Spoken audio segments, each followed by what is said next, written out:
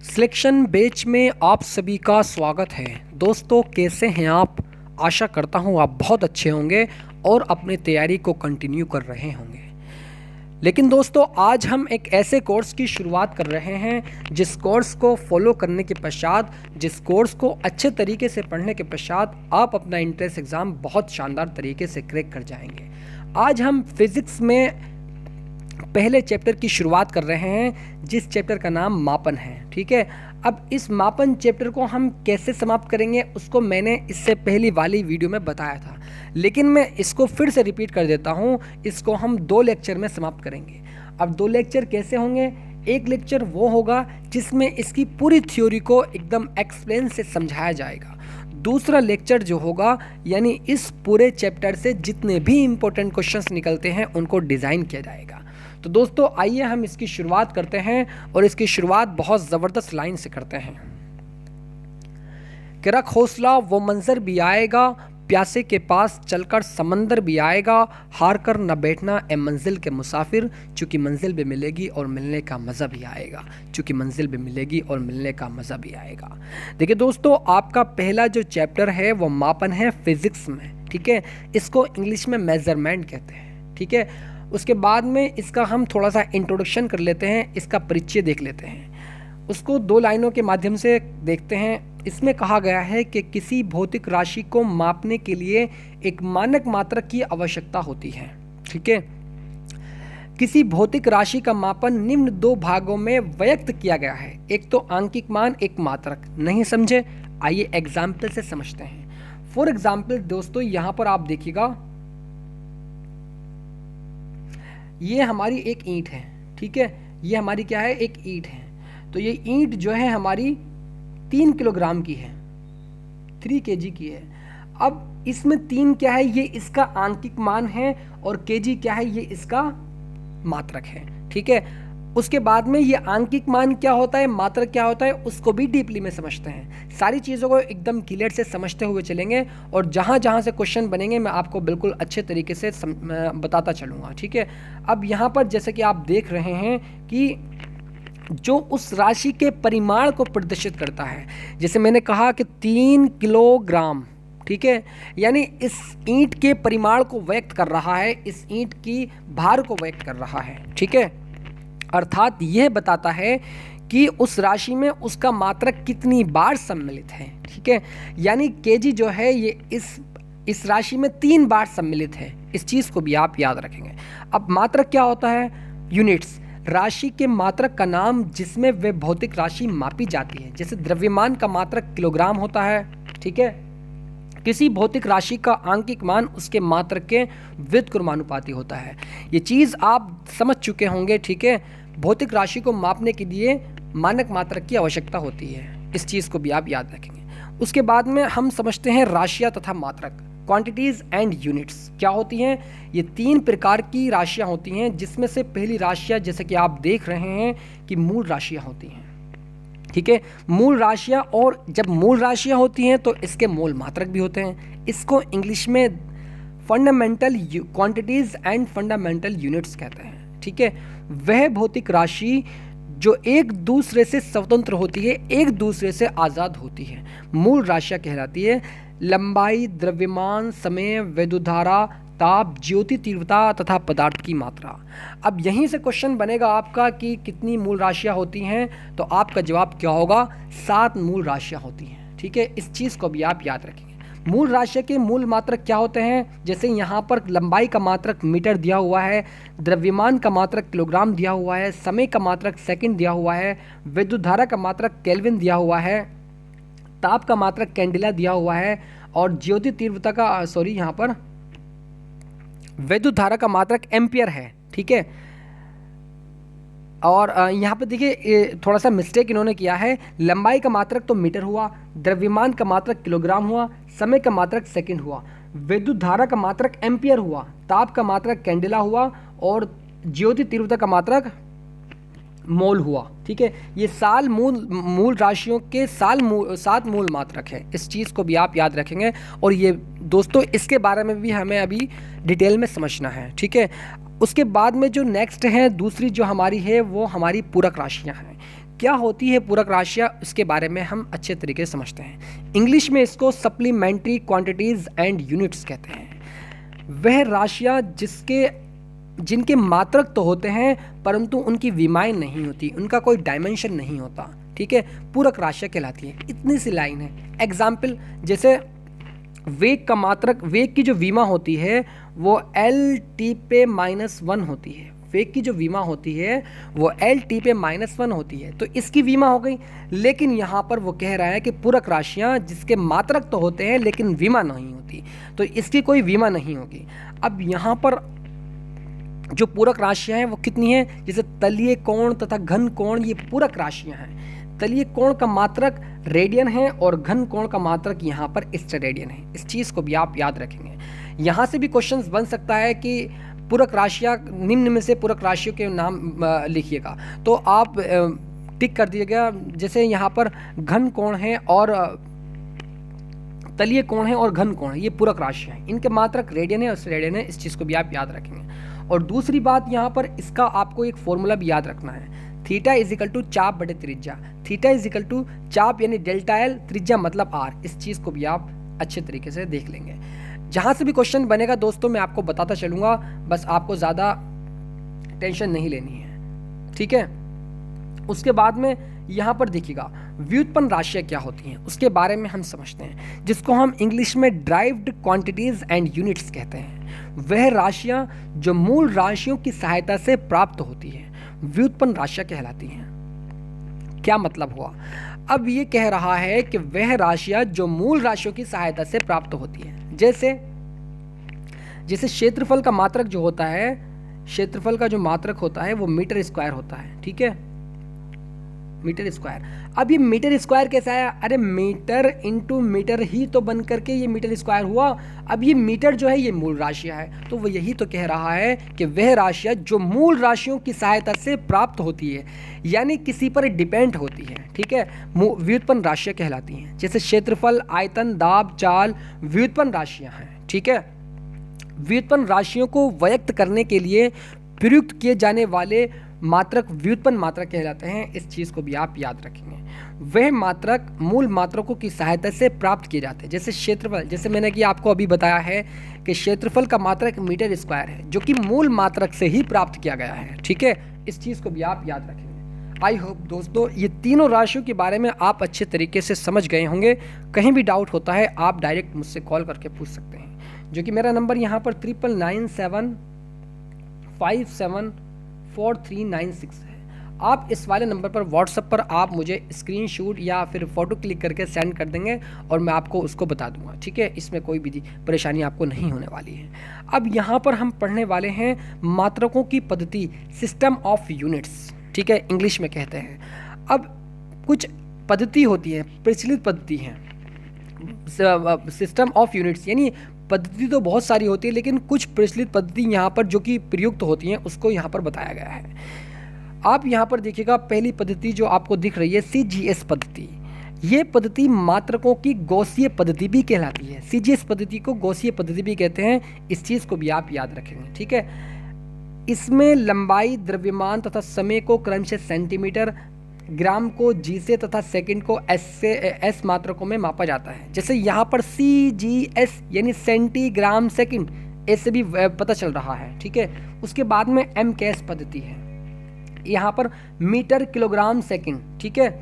इस पद्धति को जॉर्जी पद्धति भी कहते हैं। इस चीज़ को भी आप याद रखेंगे। उसके बाद में जैसे यहाँ पर मीटर हो गया, ठीक है, किलोग्राम हो गया और सेकंड हो गया, यानी लंबाई को मीटर में और द्रव्यमान को किलोग्राम में और समय को सेकंड में, ठीक है। अब यहाँ पर लंबाई को फुट में और द्रव्यमान को पाउंड में और समय को सेकंड में। इस पद्धति में लंबाई, द्रव्यमान तथा समय की मात्रा क्रमशः फुट, पाउंड तथा सेकंड होते हैं, ठीक है। अब उसके बाद में SI पद्धति, ये पाती इंटरनेशनल सिस्टम है, यानी अंतर्राष्ट्रीय पद्धति है तथा संपूर्ण भौतिकी में प्रयुक्त होने वाली विस्तृत पद्धति है। इसे आधुनिक MKS पद्धति भी कहते हैं। इस चीज़ को भी आप याद रखेंगे। सारी चीज़ों को दोस्तों मैं समझाता हुआ चलूँगा और जहाँ जहाँ से क्वेश्चन होंगे मैं अच्छे तरीके से बताता चलूँगा। आइए दोस्तों, जैसे कि मैंने आपको बताया था कि उसके बारे में यानी मूल राशियों के और मूल मात्रकों के बारे में हम अच्छे तरीके से अध्ययन करेंगे। तो यहाँ पर आप देख रहे हैं कि लंबाई का मात्रक मीटर हो गया, ठीक है। अब मीटर को हम m से डिनोट करते हैं, ठीक है। द्रव्यमान का जो मूल राशियाँ हैं, देखिए 7 मूल राशियाँ हैं, लंबाई, द्रव्यमान, समय, विद्युतधारा, ताप, ज्योति तीव्रता, पदार्थ की मात्रा। फिर दोबारा से लंबाई, द्रव्यमान, समय, विद्युतधारा, ताप, ज्योति तीव्रता, पदार्थ की मात्रा। अब लंबाई का मात्रक यहाँ पर मीटर हुआ और द्रव्यमान का मात्रक यहाँ पर किलोग्राम हुआ, इसको हम केजी से व्यक्त करते हैं। समय का मात्रक यहाँ पर सेकंड हुआ, इसको हम एस से व्यक्त करते हैं।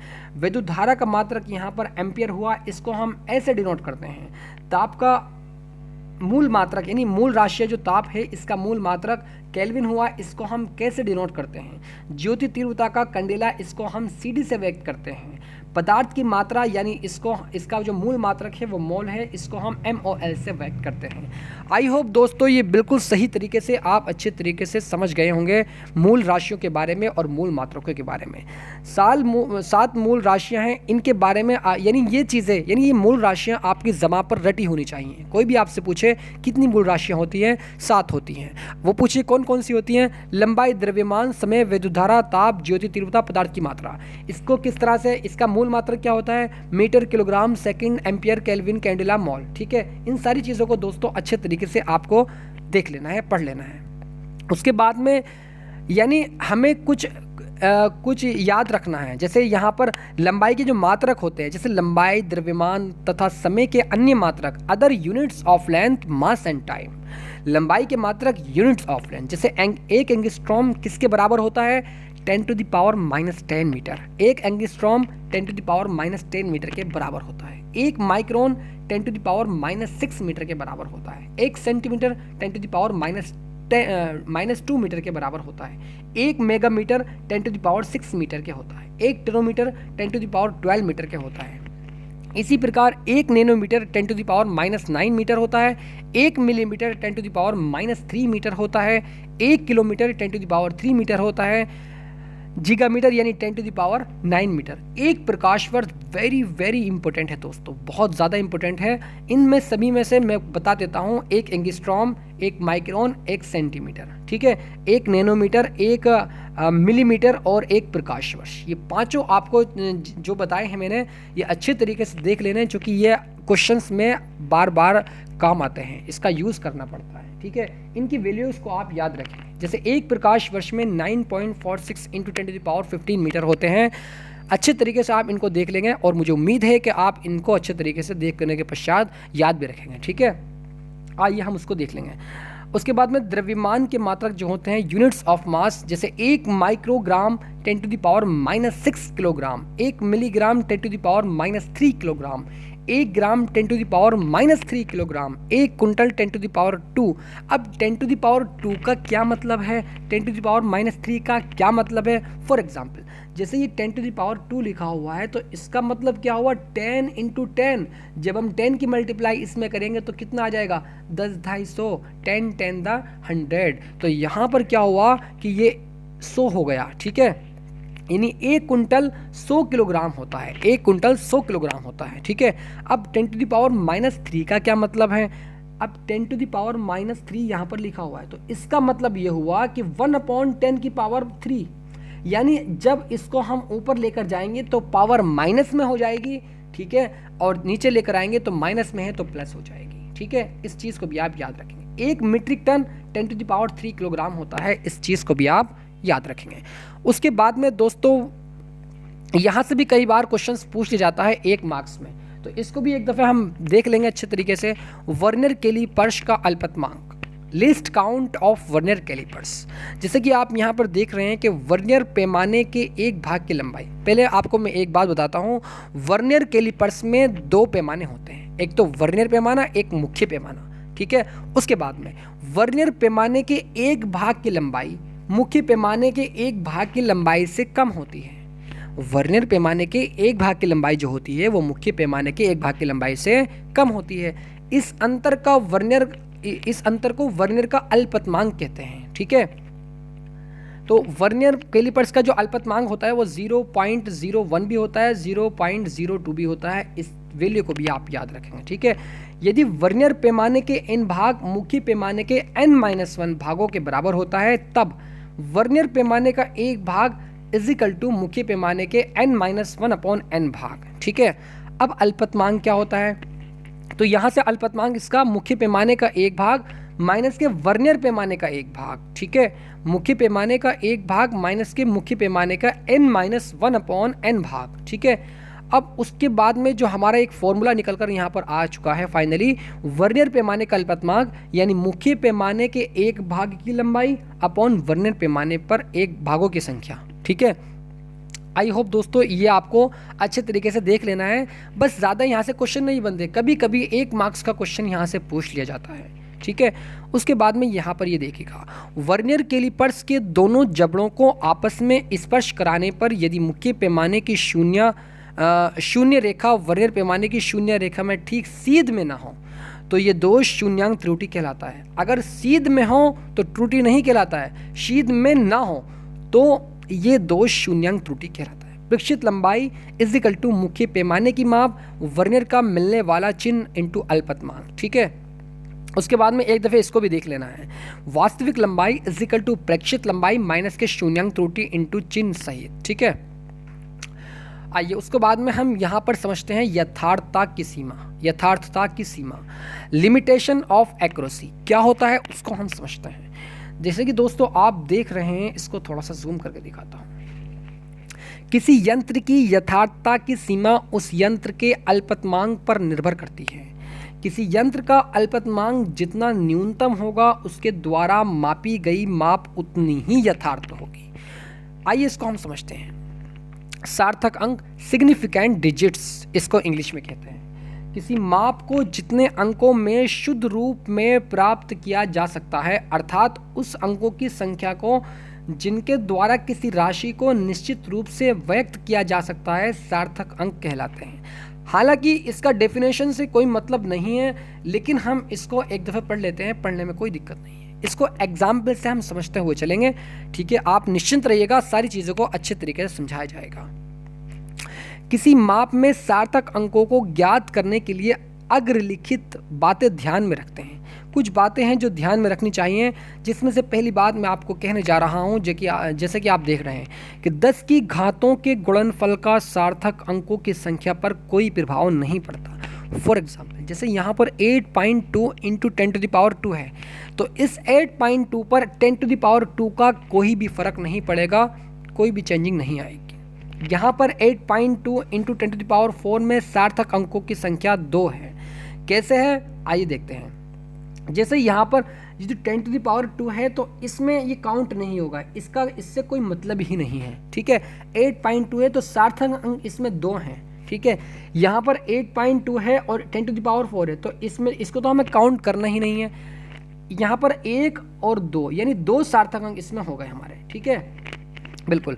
अब दूसरी बात, 2 अशून्य अंकों के बीच सभी शून्य अंक, अशून्य अंक मतलब शून्य नहीं है। ठीक है, जैसे कि आप यहाँ पर देख रहे हैं 2 अशून्य अंकों के बीच, जैसे ये शून्य अंक नहीं है यानी अशून्य अंक है, एक ये वाले अशून्य अंक है यानी शून्य नहीं है। ठीक है, तो इसके बीच में जितने भी जीरो होंगे, जितने भी शून्य अंक होंगे वे सार्थक कहलाएंगे। जैसे यहाँ पर देखें हम तो 1 2 3 4 5। आप निश्चिंत रहिएगा दोस्तों, ये बिल्कुल 5 से 10 मिनट के अंदर मैं आपको बिल्कुल सही तरीके से, अच्छे तरीके से आप समझ जाएंगे इस चीज़ को, सार्थक अंक क्या होता है। ठीक है, मैंने आपसे क्या कहा कि 2 अशून्य अंकों के बीच सभी शून्य अंक सार्थक होते हैं। अशून्य अंक मतलब जैसे 5 अशून्य अंक है यानी शून्य नहीं है, 2 अशून्य अंक है यानी शून्य नहीं है, तो इसके बीच जितने भी शून्य अंक होंगे उनको भी हम सार्थक अंक में काउंट करेंगे। जैसे 1 2 3 4 5, तो 5 इसमें सार्थक अंक हो गए। आई होप ये समझ आ गया होगा। नेक्स्ट इसका जो नेम है वो यह है कि यदि दशमलव बिंदु के पहले अशून्य अंक नहीं है, दशमलव बिंदु के पहले अशून्य अंक नहीं है तो दशमलव के तुरंत बाद के शून्य अंकों को छोड़कर सभी अंक सार्थक अंक होते हैं। एग्जाम्पल से कह रहा है कि यदि दशमलव बिंदु के पहले अशून्य अंक नहीं है यानी शून्य अंक है ये रहा। ठीक है, तो दशमलव के तुरंत बाद यानी इस दशमलव के तुरंत बाद जो है वो शून्य अंकों को छोड़कर यानी जो शून्य अंक है उसको छोड़कर सभी सार्थक अंक होते हैं। तो जैसे कि यहाँ पर 2 सार्थक अंक दिख रहे हैं आपको, एक तो हमें जो शून्य अंक है दशमलव से पहले और जो दशमलव के बाद शून्य अंक है उसको काउंट नहीं करेंगे, जो अशून्य अंक होंगे उसको हम काउंट करेंगे। जैसे कि यहाँ पर 2 और 4 जो है ये अशून्य अंक है, यानी 2 सार्थक अंक इसमें हो गए। और इसमें अगर हम बात करें तो 0 से पहले यानी पॉइंट से पहले इसमें एक शून्य अंक है और पॉइंट के बाद में इसमें एक शून्य अंक है। तो इन दोनों को छोड़कर जितने भी पॉइंट के शून्य अंकों के बाद जितने भी अंक होंगे वे सभी सार्थक अंक होंगे। जैसे 7, 2, 8, 4, 7 इसमें सार्थक अंक हो जाएंगे 4, ठीक है, बिल्कुल। उसके बाद में यहाँ पर यदि दशमलव से पहले कोई अशून्य अंक है, दशमलव से पहले कोई अशून्य अंक है यानी शून्य नहीं है 8 जैसे कि आप देख रहे हैं, तब दशमलव के तुरंत बाद के शून्य अंक भी सार्थक होते हैं। जैसे दशमलव के बाद भी सभी सार्थक अंक होते हैं, जैसे 0, 0, 2, 4, 0, तो ये सभी सार्थक अंक होंगे। कितने हैं ये? 1, 2, 3, 4, 5, 6, तो यहाँ पर 6 सार्थक अंक हो गए। और यहाँ पर देखिए 7.450 इंटू 10⁵, तो इसका तो इस पर कोई प्रभाव नहीं पड़ेगा, इससे मतलब नहीं है। तो अब यहाँ पर 1, 2, 3, 4, तो यहाँ पर 4 हमारे सार्थक अंक हो जाएंगे, ठीक है। आई होप ये सारी चीज़ें आपको समझ आ रही होंगी, मुझे पूरी उम्मीद है दोस्तों। उसके बाद में यहाँ पर आप देखेंगे कि जोड़ते तथा घटाते समय किसी भी राशि में दशमलव बिंदु के बाद जितने कम अंक होते हैं प्रत्येक मार्क में दशमलव के बाद उतने ही सार्थक अंक रखने चाहिए, ठीक है। वो कह रहा है कि जोड़ते तथा घटाते समय किसी भी राशि के दशमलव बिंदु के बाद जितने कम अंक होते हैं, दशमलव के बाद जितने कम अंक होते हैं, जैसे यहाँ पर आपको देख रहे हैं कि 84.3 है, तो दशमलव के बाद ये एक ही अंक है यानी सबसे कम अंक है, ठीक है। तो सार्थक अंक उतने ही रखने चाहिए, ठीक है। इसको देखते हैं, जैसे 84.3 प्लस के 24.32 यानी इसको ऐड किया सार्थक अंकों में, 8.4.3 24.3 प्लस के 12 प्लस के 0.5, तो यहाँ पर 110.3 यानी यहाँ पर 1, 2, 3, 4। अब इनको यहाँ पर ये नहीं देखेंगे 3 और 32 3, यानी जितने कम अंक होंगे तो यहाँ पर एक जितने कम यानी 3 दिख रहा है, तो 110.3, तो यहाँ पर ये सार्थक अंक हो जाएंगे, 1, 2, 3, 4 हो जाएंगे इसमें, ठीक है।